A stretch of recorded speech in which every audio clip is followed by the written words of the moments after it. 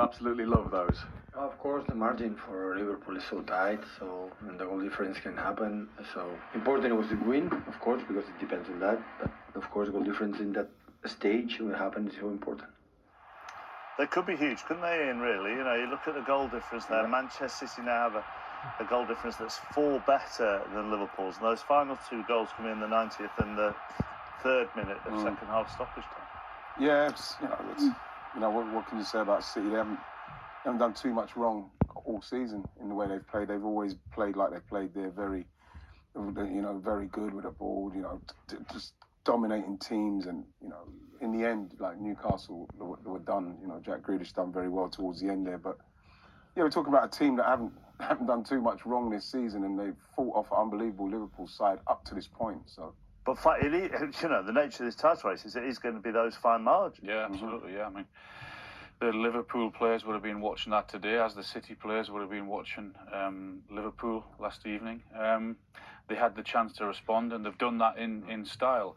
And the impressive thing also is that after such a huge disappointment, because these guys and the manager and that squad have been working towards that, because that is a huge trophy that is missing from that trophy cabinet at Manchester City. That's also the one that Pep wants to have. So they've been working to that as well as the Premier League. So when you lose that and you have that disappointment, what you need and what you want is you want desperately a game to come to follow it quickly, because you need to get it out of your system. You've got to get back out on the pitch again, and you've got to get out and win, and you've got to do it in style, and that's exactly what they did today. Well, Rodri spoke about that there, didn't he? He said, you work for 18 months and then it all goes like that. So, from your experience of dealing with disappointments, crushing disappointments, does that impress you how they bounced back?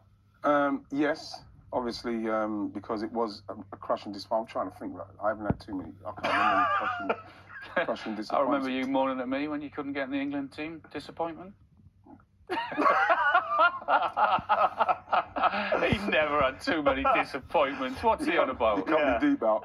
You know the thing with that is that when you watched them on Wednesday, you couldn't help but feel sorry for that City side, because we know what it means to the whole of Manchester City to try and win that trophy. So for them to lose in the manner they've lost, and they've done it before, it is very disappointing for them. But for them to come back in a game against Newcastle, and get themselves going to the point where they've